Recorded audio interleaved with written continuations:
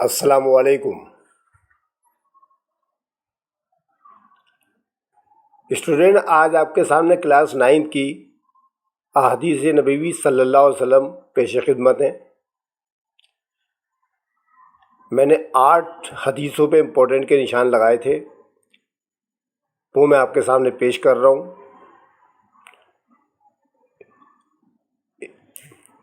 اس کو میں 4 پارٹ میں تبدیل کر دوں گا، 2 حدیثیں ایک پارٹ میں آپ کے شامل ہوں گی۔ آپ ان کو الگ الگ کر کے دیکھ لیجئے گا۔ آپ کا فرض یہ بنتا ہے کہ آپ ان کو سن کر یاد کر لیں۔ میں نے آپ کو ویڈیو بھی ڈال رکھی ہے یاد کرنے کے طریقے کی، آپ اس کو واچ کر سکتے ہیں۔ اس کا لنک بھی ڈال چکا ہوں میں، مزید اس ویڈیو کے اندر بھی لنک ڈال دوں گا۔ آپ صرف اس کو 2-3 مرتبہ 4 مرتبہ سن لیجئے گا، آپ کو یہ حدیث کا ترجمہ اور تشریح آرام سے یاد ہو جائے گی۔ پھر آپ دیکھیے گا کیا کمال کی بات کی ہے میں نے آپ کے لیے۔ ٹھیک ہے، تو ہم شروع کرتے ہیں۔ پہلے پارٹ کے اندر میں آپ کو 2 حدیثوں کی ترجمہ اور تشریح کر کے بتا دیتا ہوں، پھر اگلے پارٹس میں 2 کر کے آپ کو اس طرح آہستہ آہستہ یاد کرا دوں گا انشاءاللہ۔ فکر نہیں کریں، یاد کرنا آپ کا کام ہے، آپ توجہ کے ساتھ اس کو یاد کیجئے گا، انشاءاللہ آپ کو کامیابی آپ کے قدم چومے گی۔ ٹھیک ہے، شروع کرتے ہیں۔ تو بیٹا پہلی حدیث صحیح بخاری میں سے ہے، جس کا نمبر ہے 5027، اور یہ آپ کے سلیبس میں شامل ہے، اور اس کے الفاظ ہیں: بسم اللہ الرحمن الرحیم، خیرکم من تعلم القرآن وعلمہ۔ اس کے راوی جو ہیں حضرت عثمان بن عفان رضی اللہ تعالیٰ عنہ ہیں۔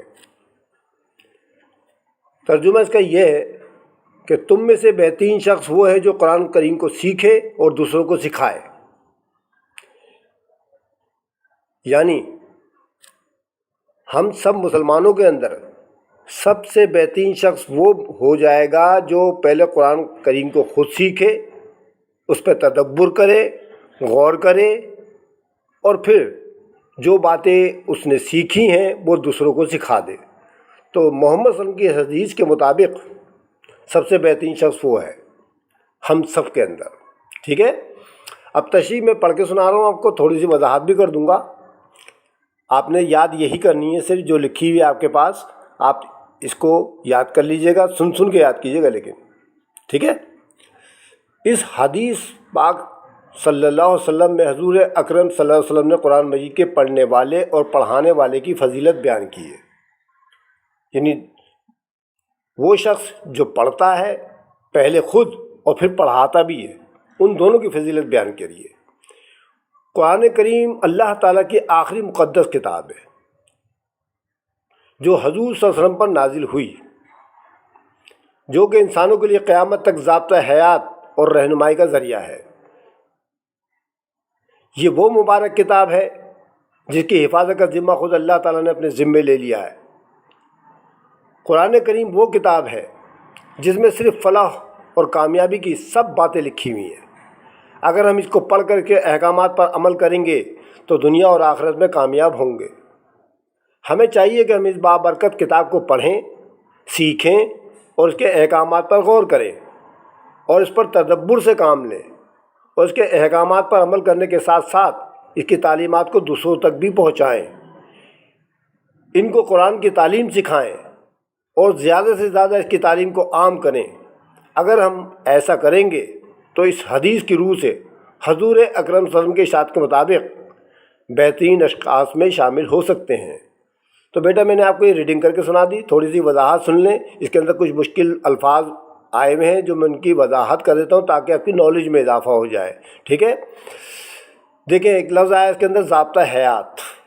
ٹھیک ہے، ضابطہ حیات، ضابطہ حیات کسے کہتے ہیں؟ ضابطہ کہتے ہیں فارمولے کو انگلش میں، اور حیات معنی زندگی ہوتی ہے، یعنی زندگی کا فارمولہ۔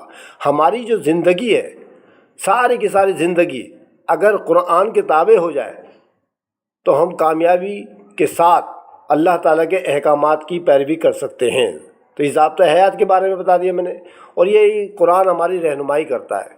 ٹھیک ہے، دوسری بات اس کے اندر یہ لکھی ہے کہ اس کی حفاظت کا ذمہ خود اللہ تعالیٰ نے لیا ہے، حالانکہ اللہ تعالیٰ نے اور بھی مقدس کتابیں نازل کری ہیں، جیسے توریت حضرت موسیٰ علیہ السلام پر، انجیل حضرت عیسیٰ علیہ السلام پر، اور زبور حضرت داؤد علیہ السلام پر، اور اس کے علاوہ صحیفے بھی نازل کیے، لیکن ان کی حفاظت کا ذمہ خود اللہ تعالیٰ نے نہیں لیا، بلکہ قرآن پاک وہ مقدس کتاب ہے، بہترین کتاب ہے، ٹھیک ہے، ایک معجزہ ہے جس کی حفاظت کا ذمہ خود اللہ تعالیٰ نے اپنے ذمے لے لیا ہے، ٹھیک ہے۔ اور تیسری بات اس کے اندر آگے جا کے یہ لکھی ہے کہ قرآن کریم ایک ایسی کتاب ہے جس کو دیکھنا بھی ثواب، جس کا پڑھنا بھی ثواب، جس کو سینے سے لگانا بھی ثواب، آنکھوں سے لگانا بھی ثواب، بہترین کتاب۔ اس کے علاوہ اس کا ایک معجزہ یہ بھی ہے کہ دنیا میں سب سے زیادہ پڑھی جانے والی کتاب ہے۔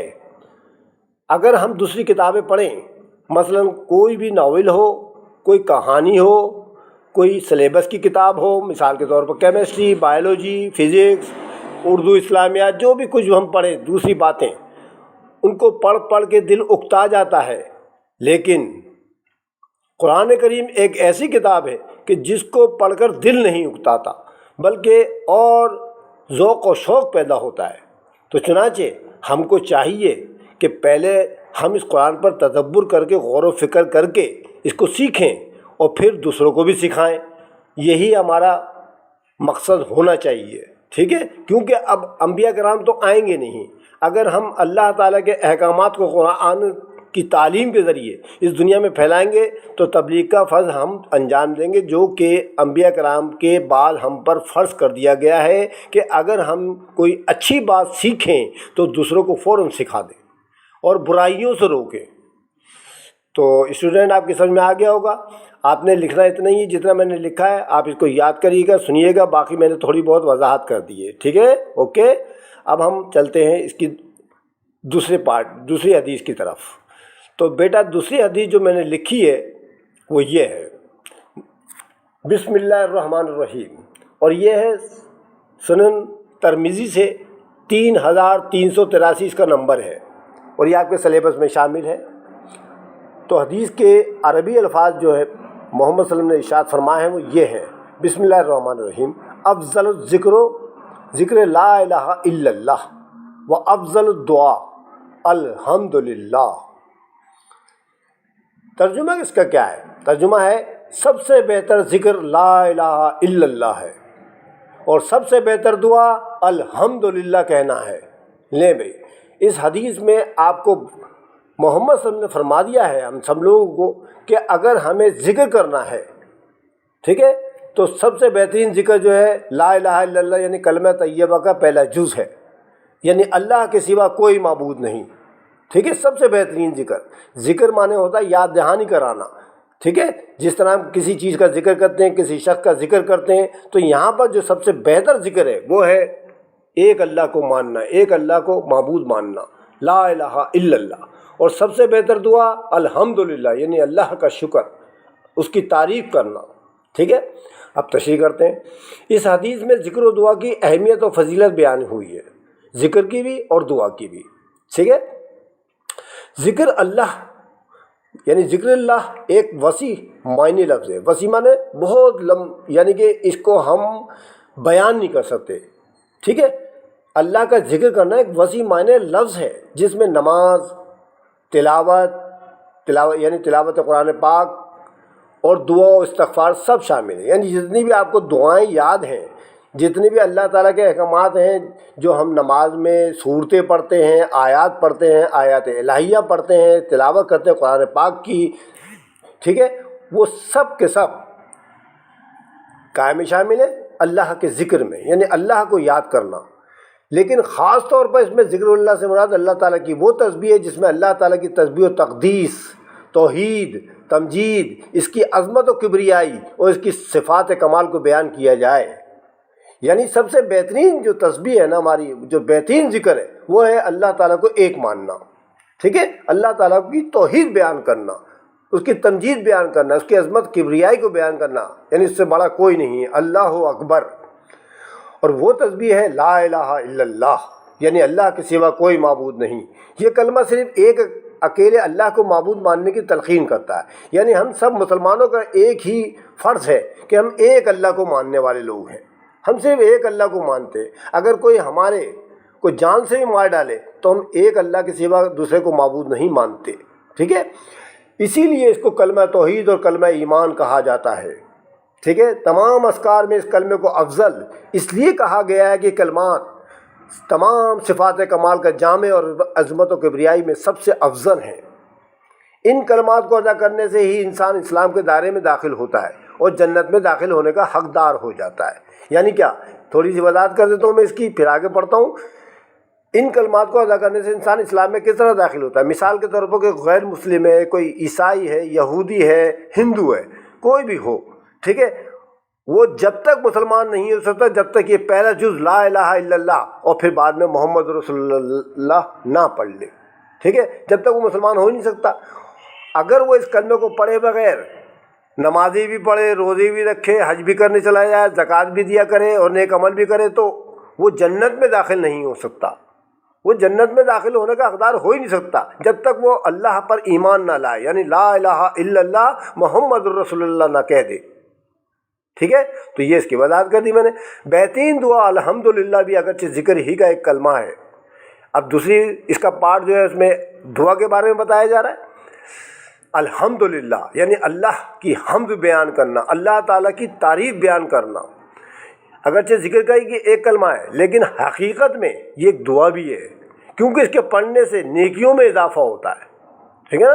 نیکیوں میں اضافہ ہوتا ہے۔ اس دعا میں اللہ تعالیٰ کا شکر ادا کیا جاتا ہے ان نعمتوں کو جو اللہ تعالیٰ نے ہم کو دی ہیں، اور اللہ کے سوا ہم کو کوئی اور اتنی نعمتیں دے ہی نہیں سکتا۔ چنانچہ سب سے بہترین دعا الحمدللہ، جس میں اللہ کا شکر ادا کیا جاتا ہے اور اس کی دی ہوئی نعمتوں کا اعتراف کیا جاتا ہے، ٹھیک ہے؟ ایک اور حدیث میں ہمارے پیارے نبی حضرت محمد صلی اللہ علیہ وسلم نے فرمایا کہ دو کلمے جو وزن میں تو ہلکے ہیں لیکن اگر پڑھنے میں تو آسان ہے لیکن وزن میں بڑے بھاری ہیں، ٹھیک ہے؟ اور وہ کلمے کون سے ہیں؟ سبحان اللہ و بحمدہ سبحان اللہ العظیم، سبحان اللہ و بحمدہ سبحان اللہ العظیم۔ اگر یہ کلمہ پڑھ لیا جائے یعنی سبحان اللہ و بحمدہ سبحان اللہ العظیم، تو ایک دفعہ پڑھنے کی بدلے میں 24 لاکھ نیکیاں ملتی ہیں، کیونکہ ان کلمات کے اندر اللہ تعالیٰ کی حمد و ثنا کی جا رہی ہے، اللہ تعالیٰ کی تعریف کی جا رہی ہے، تو اس لیے اللہ کو کلمہ بہت پسند ہے، ٹھیک ہے؟ تو بیٹا یہ میں نے آپ کو اس کی بھی تشریح کر دی، آپ اس یاد کیجئے گا، بس آپ اس کو ویڈیو کو 3 سے 4 مرتبہ سنیں اور اپنے الفاظ میں یہ جو میں نے آپ کے سامنے لکھا ہے ترجمہ و تشریح، یہ کم سے کم اپنے الفاظ میں لکھ کے دیکھیں اور یاد کر لیں، ٹھیک ہے؟ اگر آپ کو میری ویڈیو اچھی لگے تو اس کو لائک کرنا مت بھولیں، اپنے دوستوں کو، ساتھیوں کو شیئر کریں اور نیکی کے کام میں بڑھ چڑھ کر حصہ لیں۔ اللہ تعالیٰ سے دعا ہے کہ اللہ تعالیٰ ہمیں ان احادیث مبارکوں پر عمل کرنے کی توفیق عطا فرمائے۔ اگر مجھ سے کوئی غلطی ہو گئی تو اللہ تعالیٰ اس کو معاف فرمائے، آمین ثم آمین۔ خدا حافظ۔